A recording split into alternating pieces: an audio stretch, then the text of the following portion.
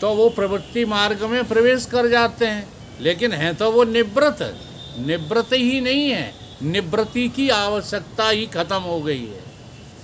ब्रह्मज्ञानी को कोई निवृत्त थोड़ी होना है, वो तो निवृत्त है ही। और डिटेल करके समझाएं, हैं? आ रही समझ में? देखो, प्रवृत्ति किसको कहते हैं, निवृत्ति किसको कहते हैं? प्रवृत्ति मार्ग में धर्म अधर्म का पालन करना पड़ता है। अधर्म प्रवृत्ति से ही होता है और धर्म भी प्रवृत्ति से ही होता है। आ रही बात समझ में? जब आप जो है बहिर्मुखी हैं तभी आप अधर्म करेंगे, तभी आप धर्म करेंगे। बहिर्मुखी नहीं है तो धर्म अधर्म कुछ रहता ही नहीं। किसमें? भगवान की भक्ति में। जब आप भगवान के भक्त हो जाएंगे तो अपने आप क्या हो जाएंगे? आप प्रवृत्ति मार्ग से अलग अंतर्मुख हो जाएंगे। जो अंतर्मुख नहीं होते वो भगवान के भक्त नहीं होते। समझ रहे हो?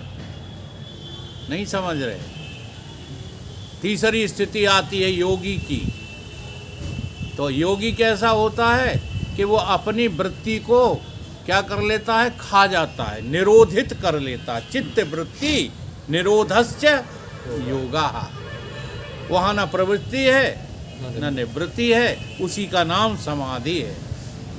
ठीक है? अब इस समाधि और असमाधि को ठीक से जो जान जाता है वो अपने आप को जान जाता है, उसी का नाम है ब्रह्मचारी।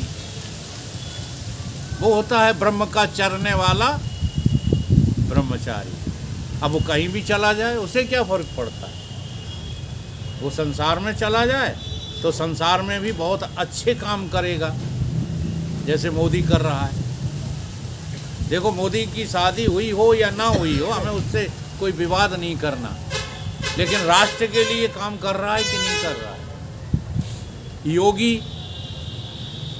उत्तर प्रदेश का, ये बहुत जो है अच्छे अवतारी पुरुष हैं, इनको साधारण मत समझना। इसलिए राष्ट्र की और राज्य की चिंता इनको रहती है। नहीं तो तमाम नेता हैं बीजेपी में भी एक से एक भ्रष्ट पड़े हुए हैं। हम किसी पार्टी का पक्ष नहीं ले रहे, जैसी कांग्रेस तैसी बीजेपी, पार्टियां सब एक जैसी हैं। लेकिन ये दो व्यक्ति हमारे राष्ट्र में आज उज्जवल हैं कि नहीं हैं? इनने अपने लिए क्या किया बता दो? चलो, उनसे गलती भी कोई बनी होगी, क्योंकि पब्लिक बहुत ज़्यादा होती है तब गलतियां हो ही जाती हैं। लेकिन वो उस गलती का उनने अपने लिए कोई फ़ायदा किया क्या? जैसे नोटबंदी गलती हुई, तो नोटबंदी में मोदी का क्या फ़ायदा हुआ? फ़ायदा हुआ बैंक के मैनेजरों का, फ़ायदा हुआ बेईमानों का।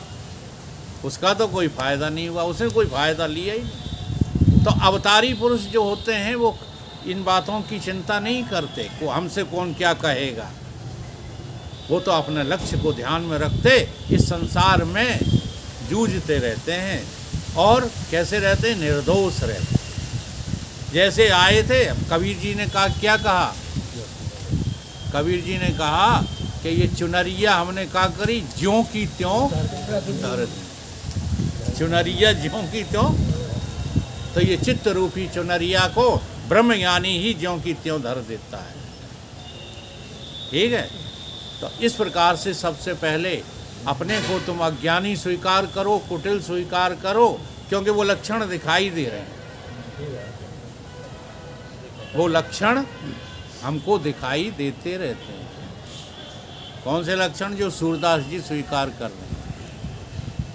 भर भर उदर विषय को ध्यावत, जैसे सूकर ग्रामी। भारत ध्यान दो, भर भर उदर विषय को धावत। अब जरा मिलान करो, सवेरे जगते ही कहाँ भागते रहते हो? विषय भर भर उदर, उदर के लिए भागते रहते हो।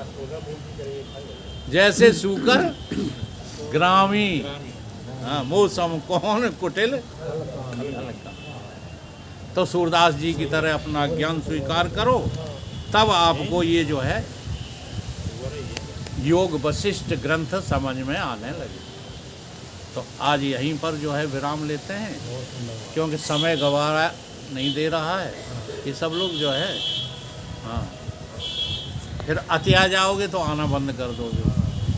बोलिए सतगुरुदेव भगवान की जय।